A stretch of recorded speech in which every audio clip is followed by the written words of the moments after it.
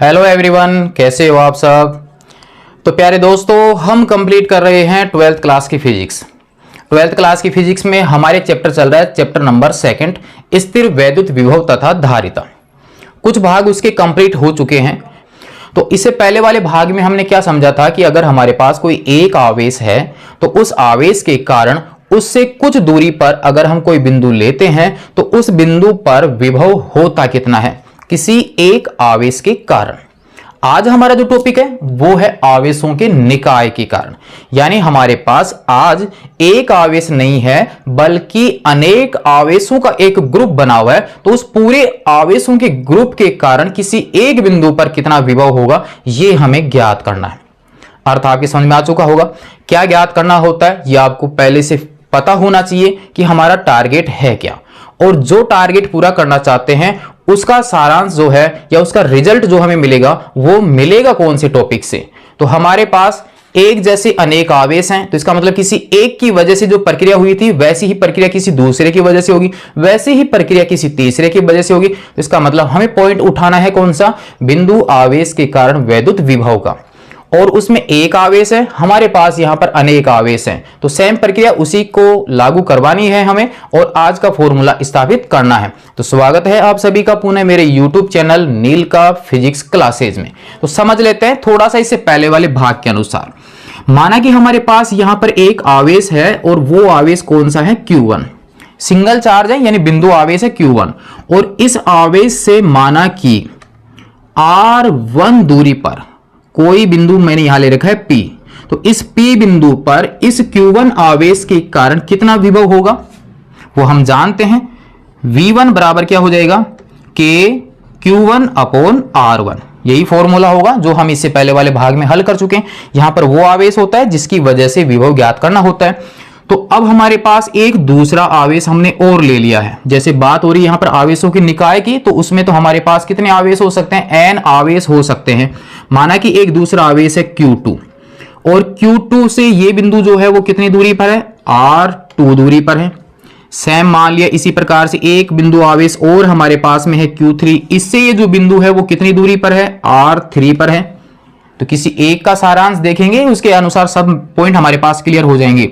इसी प्रकार से मान लिया कि हमारे पास यहां पर Q4 आवेश है और इससे ये जो P बिंदु है वो कितनी दूरी पर है, R पर है। इसी प्रकार से मान लिया कि हमारे पास यहां पर QN व आवेश है और उससे इस P बिंदु की दूरी RN है।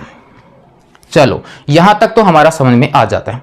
एक आवेश था, उससे दूरी ये है, कोई दूसरा है उससे यहां पर ये दूरी है, तीसरे से वहां पर अलग दूरी है। तो सबकी दूरियां यहां पर दी गई है। और हमें ज्ञात भी क्या करना होता है, आवेश चाहिए होता है, दूरी चाहिए होती है, और के यहां पर क्या एक समानुपाती नियतांक है। क्लियर है। यहां पर ये जो पूरा प्रोसेस है वो किस में है, निर्वात में है। अब आप यहां पर देखिए ये आवेश बिंदु आवेश है, तो जो गुणधर्म इसमें है सेम वैसे ही गुणधर्म इस आवेश में भी तो है। सेम वो के वो गुणधर्म इसमें है, सभी आवेशों में जो गुणधर्म है वो सब में सेम ही तो है। जब ये Q1 आवेश यहां पर जब एकांक धनावेश को हम लेकर आ रहे थे तो वहां पर क्या लगा रहा था, वैद्युत बल, और हमें उस वैद्युत बल के विरुद्ध क्या करना पड़ा था, कार्य। तो उस एकांक धनावेश को लाने में जो कार्य हो रहा था वही क्या कहलाता था, विभव। तो अब आप ये देखिए कि क्या ये Q2 आवेश इसके ऊपर वैद्युत बल आरोपित नहीं करेगा, इसकी वजह से भी वैद्युत बल लगेगा। तो इसका मतलब है कि उस एकांक धनावेश को जब लाएंगे तो इसके बल के विरुद्ध भी हमें क्या करना पड़ेगा, कार्य करना पड़ेगा। इसकी वजह से जो वैद्युत बल लग रहा है उसकी विरुद्ध भी हमें कार्य करना पड़ेगा, इसके वैद्युत बल के विरुद्ध भी कार्य करना पड़ेगा, इसके वैद्युत बल के विरुद्ध भी क्या करना पड़ेगा, कार्य करना पड़ेगा। तो सेम हमारे पास ये का यही तरीका बन जाएगा। तो इस आवेश की वजह से यहां पर जो विभव आएगा समझ में आ चुका होगा, उसका क्या फॉर्मूला होगा, K Q2 अपॉन R2 आ जाएगा। क्लियर है। 3 की वजह से जो आएगा V3 बराबर क्या हो जाएगा, K Q3 अपॉन R3 हो जाएगा। इसी प्रकार से जो Nवा आवेश है उसके कारण जो विभव आएगा उस बिंदु P पर, उसका फॉर्मूला क्या होगा, K QN अपॉन RN हो जाएगा। K क्या है यहां पर, 1 अपॉन 4 पाई एप्सिलॉन नोट है, जहां एप्सिलॉन नोट क्या है, निर्वात की विद्युतशीलता है। समझ में आ गया प्यारे दोस्तों।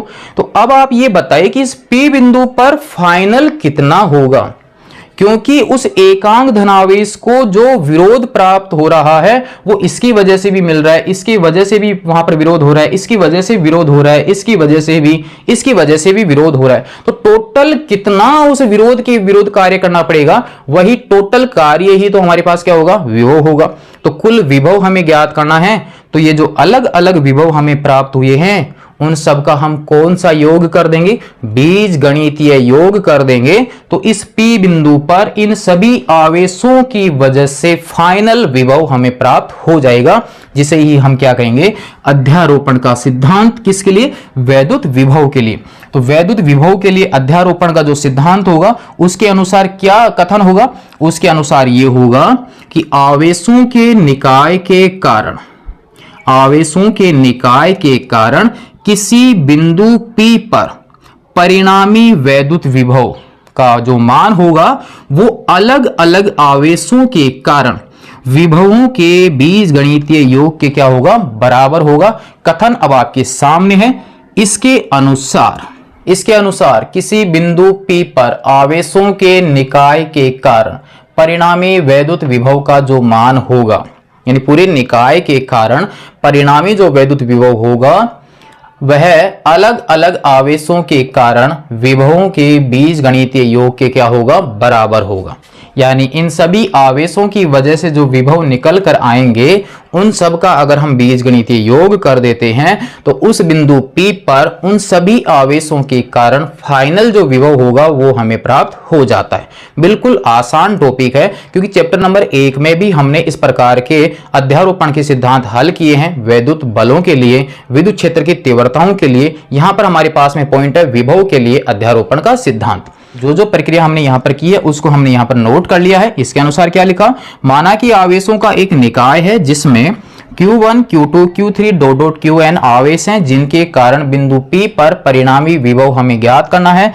आवेशों से बिंदु P की जो दूरियां हैं वो क्रमशः R1, R2, R3 dot Rn है। तब हमारे पास अब क्या करना है, पहले Q1 की वजह से विभव ज्ञात कर लीजिए, फिर Q2 की वजह से विभव ज्ञात कर लीजिए, Q3 की वजह से क्या आएगा, Q4 की वजह से क्या आएगा, इसी प्रकार से nवें आवेश के कारण क्या आएगा, सबका हमें बीजगणितीय योग करना है और फाइनल हमें आंसर ज्ञात करना है। तो हमारे पास में क्या आ गया, Q1 आवेश के कारण बिंदु P पर वैद्युत विभव, उसका फॉर्मूला हो गया V1 बराबर 1/4 pi epsilon note Q1 upon R1। इसको दे दिया मैंने इक्वेशन नंबर 1, जहां एप्सिलॉन नोट क्या है, निर्वात की विद्युतशीलता है। सेम यही प्रोसेस होगा Q2 आवेश के कारण, Q3 आवेश के कारण। तो जहां 1 लगा हुआ है वहां पर आप 2, 3, 4 डॉट कर लीजिए, आपका आंसर कंप्लीट हो जाता है। फिलहाल आप इसको यहां तक कर लीजिए नोट, फिर देखते हैं इसके आगे का भाग। बिल्कुल आसान टॉपिक है, बहुत अच्छा टॉपिक है, नोट कर लीजिए इसको आप यहां तक। यहां पर क्या आएगा, Q2 आवेश के कारण, Q2 आवेश के कारण, ये सभी आवेश जो हैं वो बिंदु आवेश हैं, के कारण बिंदु P पर विभव। एक ही तरीका सब में यूज होगा। तो हमारे पास क्या फॉर्मूला होगा, V2 बराबर 1/4 पाई एप्सिलॉन नोट, यहां Q2 यहां पर R2, इक्वेशन नंबर 2। क्लियर। इसी प्रकार Q3 आवेश के कारण बिंदु P पर विभव, तो इसका क्या फॉर्मूला होगा, याद आ चुका होगा। V3 बराबर क्या होगा, 1/4 पाई एप्सिलॉन नोट, यहां पर क्या आएगा, Q3 R3, इक्वेशन नंबर दे दिए इसको 3।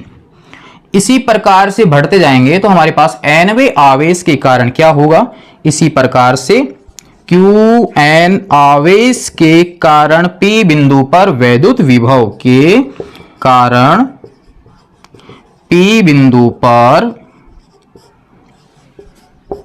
विभव, सेम वही तरीका होगा। हमारे पास क्या आएगा, Vn बराबर 1/4 पाई एप्सिलॉन नोट, यहां पर होगा Qn और यहां पर Rn।